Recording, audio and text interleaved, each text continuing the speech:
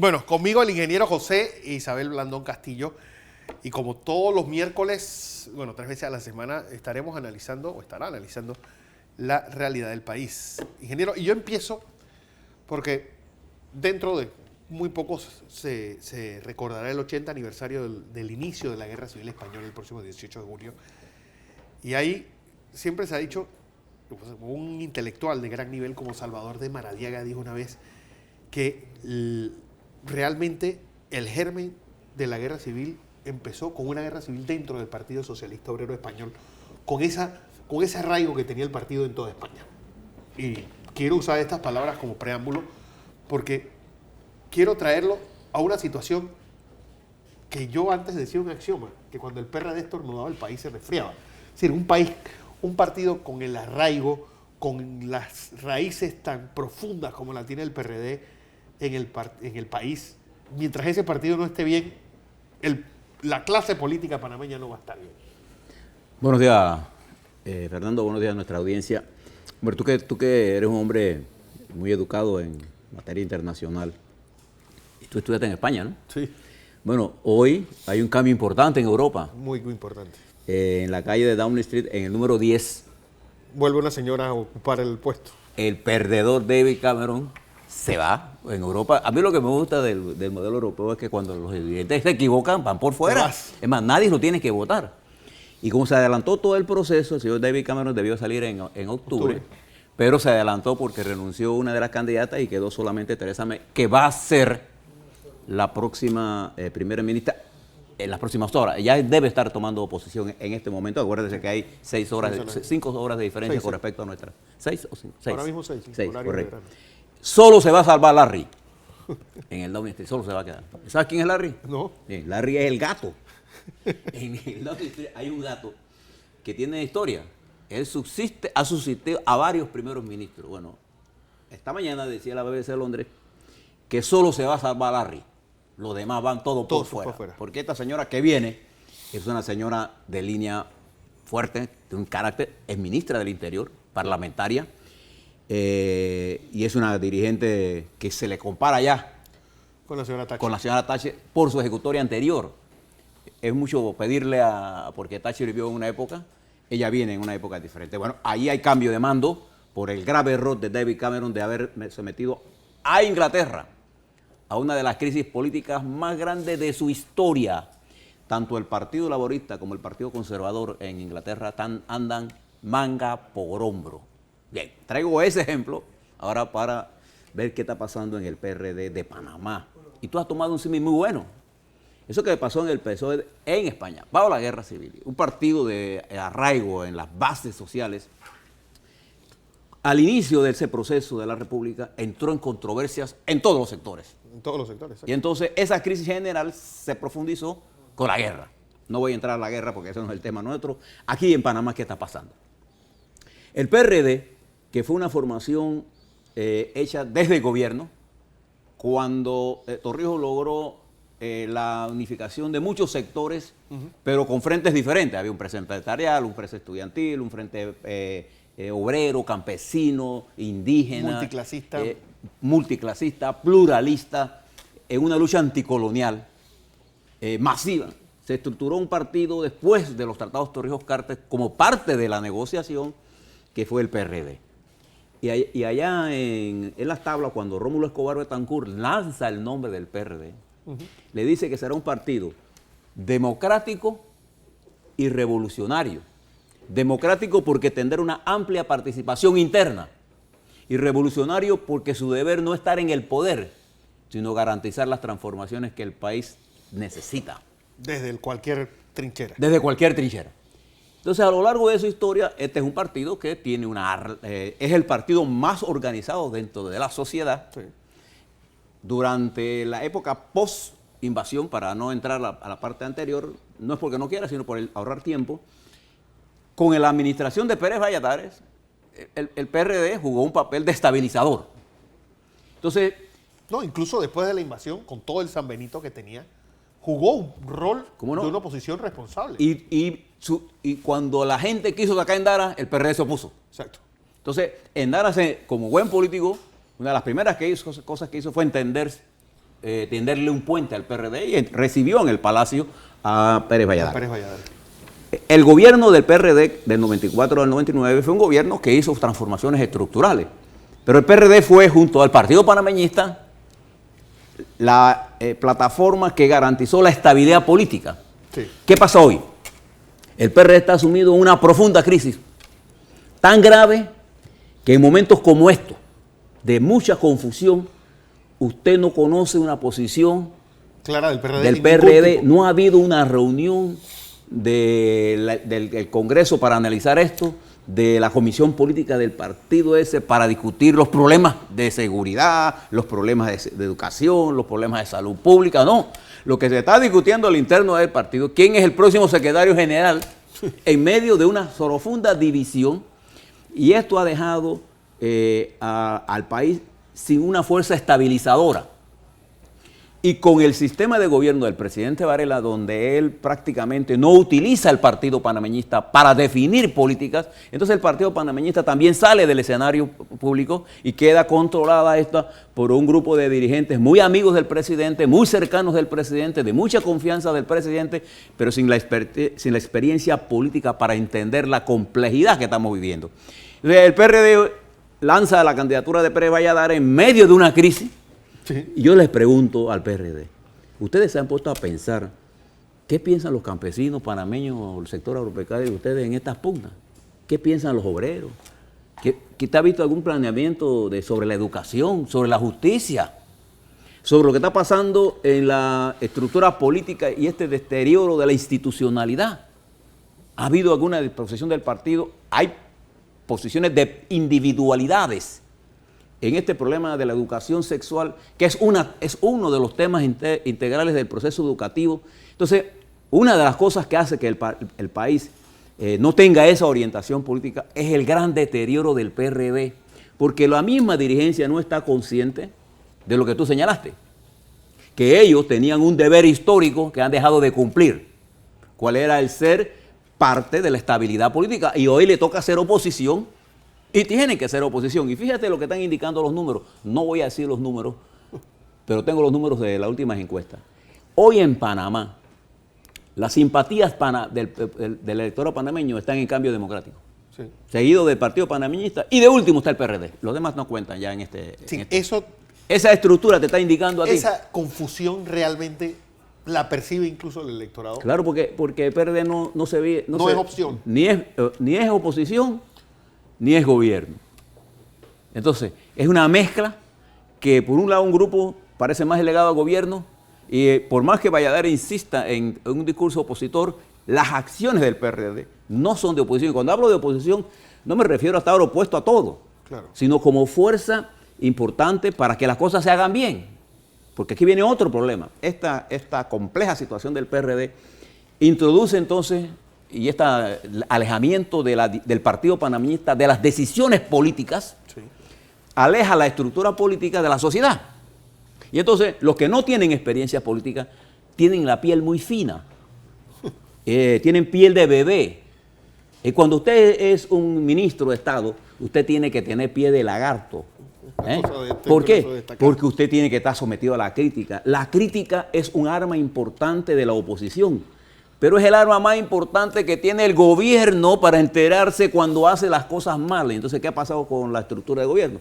Se han vuelto intolerantes a la crítica, y también los sectores de la sociedad se vuelven intolerantes porque no hay orientación. ¿Y qué tenemos? La gente ya hasta discrepar. Sí, ya, por ejemplo, por lo que yo estoy diciendo aquí, hace un análisis del Consejo de Seguridad. ¿Qué le importa al Consejo de Seguridad de lo que yo piense o no piense? Aquí de todo hacen un análisis. Fernando Correa escribe, entonces Fernando Correa es un conspirador, porque cuando hay ausencia de debate político, se impone el simplismo de la teoría de la conspiración permanente. Es decir, todo el que habla mal del presidente es un conspirador. Bueno, yo le puedo decir que no se necesita ninguna inteligencia política para saber que en Panamá un deporte es criticar. Es hablar mal del presidente. Sí. Es un deporte. Y en el caso del presidente Varela, eso es común. No se pongan bravos por eso. Pónganse bravos si no los critican.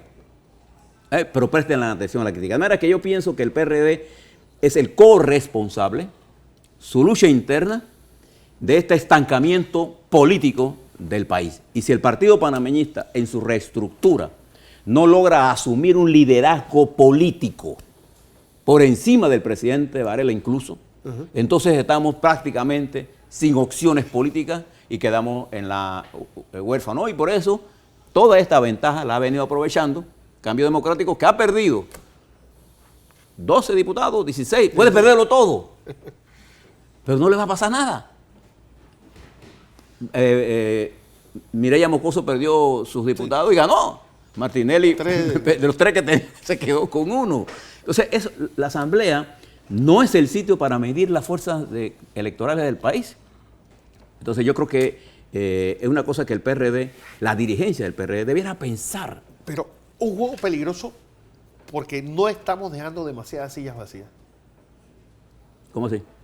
Sí, estamos dejando demasiadas sillas vacías a fuerzas exógenas que pueden ser gente con ningún tipo de experiencia política y gente que viene con una regla de juego totalmente distinta a tratar de imponer una forma de pensamiento. Bueno, surgen los iluminados. Y fíjate, tómalo de la siguiente forma. Tú has visto las opiniones que se están dando en torno al debate sobre la educación sexual. Sí.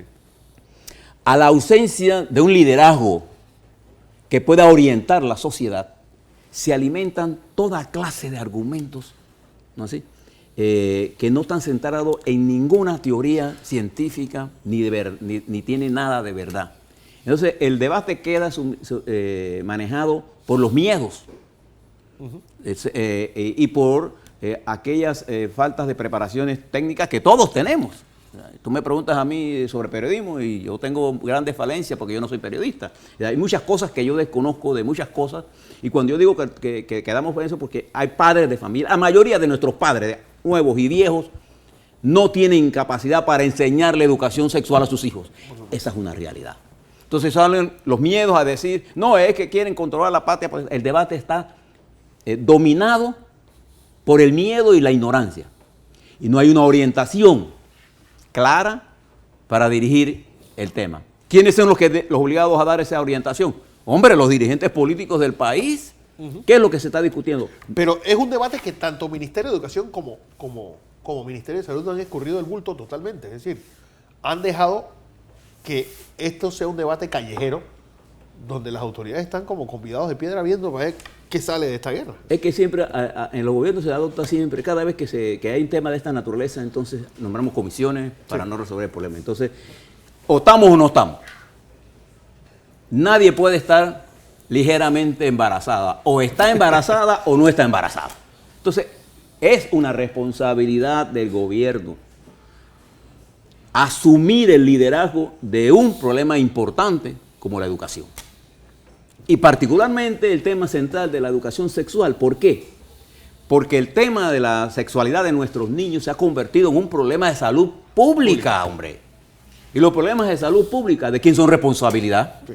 ¿Y por qué es un problema de salud pública? No solamente por las niñas embarazadas que deciden mantener su embarazo hasta el final.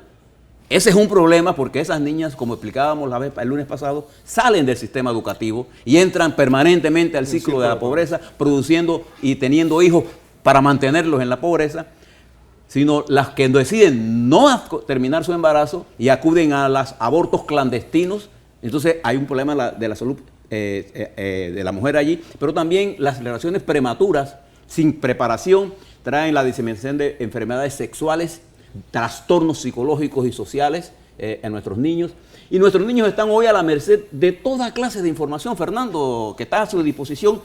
Información sin conocimiento es peligroso en manos de personas de corta edad. Entonces, yo creo que este es un tema que el gobierno debe asumir. Y fíjate, eso se une ahora al tema educativo. Es lo que iba a decir.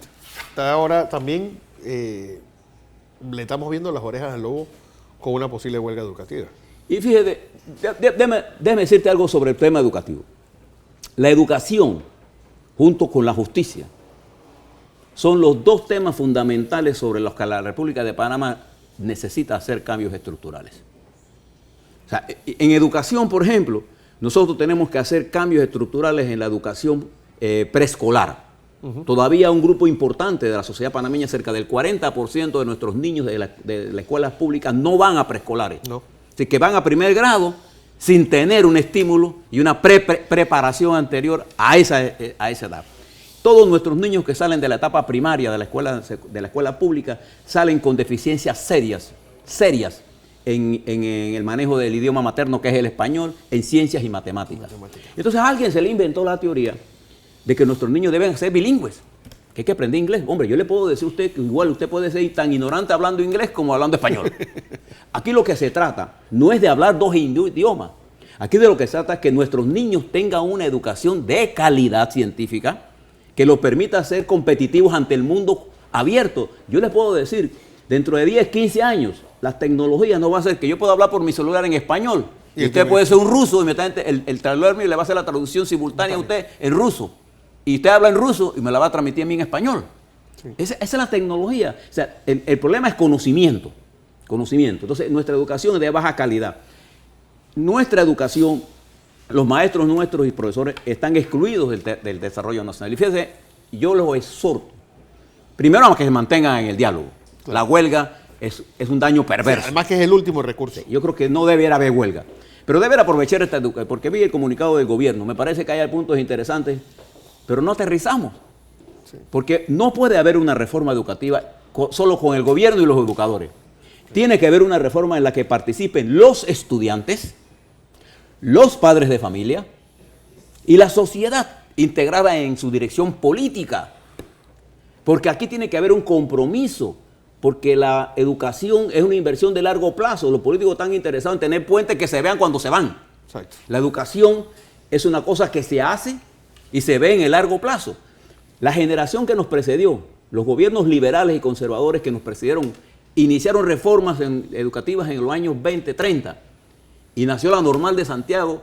Esas reformas importantes, liberales, se mantuvieron hasta los años 60, 70, que es cuando nosotros intentamos hacer la siguiente reforma educativa, que fue derrotada por error político nuestros, por no entender lo que estaba ocurriendo, y nos hemos quedado sin reforma educativa, porque nuestros dirigentes políticos no ven en la educación un arma importante. Es más, esta política de clientelismo necesita que usted, que nos está escuchando, sea ignorante, porque es su ignorancia la que le permite a ellos manipularlo. Pero si usted es una persona educada, una persona que sabe su derecho, una persona que participa en la vida política, usted le puede exigir al gobierno que sea las cosas que usted necesita. Por eso es que la educación, debemos aprovechar esta coyuntura, abrirla. Fíjate que en salud, sí, el diálogo en salud entre este gobierno y los gremios, ¿en qué terminó? Pues nada. No hay ninguna reforma sanitaria, ni va a haber reforma sanitaria, porque la reforma sanitaria no se puede hacer entre el gobierno y los gremios médicos. La reforma sanitaria se tiene que hacer entre la sociedad, el gobierno, los pacientes, que son los usuarios del sistema, la dirección política de la sociedad. Ahí vuelvo a traerte el tema del PRD y los partidos políticos, que son los grandes ausentes de este debate. Todos los diálogos. ¿Y quiénes surgen entonces como los voceros de la sociedad? Los medios de comunicación llenan el vacío que la dirigencia política del país no llena. Entonces critican a los medios porque la agenda política de este país está controlada por los medios, sí. ¿Sí? Está controlada, ¿sabe por qué? Porque usted todos los días se pone a pensar qué va a informar. Y usted no ve a ningún dirigente político de este país diciendo qué debo dirigir. ¿Qué quiero comunicar? Porque la dirección política implica un riesgo. Aquí todo el mundo quiere ser monedita de oro. Está bien con que están arriba, son como adictos al poder, no reformadores y transformadores de la sociedad, que para eso son los partidos políticos. De manera que yo hago un llamado a la dirección política de este país que reflexione sobre lo que está haciendo. He conversado con productores agropecuarios, con empresarios. Sí, el abandono es total. La gente siente ausencia de liderazgo. Bueno, imagínate que, por ejemplo, ahora que fueron las elecciones a PEDE, uno de los propósitos de los dos gremios era tratar de que el presidente vaya a reunirse con ellos. Es decir, está el divorcio que hay con la sociedad civil organizada real. Que así andamos huérfanos de ese liderazgo que tú estás tocando. ¿Quién decidió adelantar el proceso político en Inglaterra? Los partidos. El Partido Conservador dijo, nosotros no aguantamos más y esto hay que hacerlo ya. Y la dirigente que renunció, la señora Land, dijo, por los intereses de Inglaterra, no por mis intereses. Depongo porque necesitamos un nuevo liderazgo. Fíjate el desprendimiento. ¿Quién es el que le debe decir al presidente Varela que se debe reunir con los gremios empresariales y con la sociedad? Su partido. Claro. Pero el partido panameñista no existe en esa vida política interna porque ahí están los asesores, los que quieren, los que nunca hacen para llegar al poder, pero que se quedan con el poder, los que son, digamos, los depredadores del poder. Eso pasa con el panameñismo, pasa con el PRD, pasa con Cambio Democrático, todos los partidos. ¿Por qué? Porque no se mueven las bases de los partidos. Los partidos se han muerto en simple maquinarias electorales. Yo quiero que ustedes miren lo que está pasando en Europa y el gran debate que hay en Europa sobre el papel de los partidos políticos y las grandes tareas o lo que está estudiando en los Estados Unidos. Acaba, fíjese lo que le voy a decir. Son independientes de decir. Acaba una señora miembro de la Corte Suprema de Justicia a hacer una fuerte crítica al señor Trump.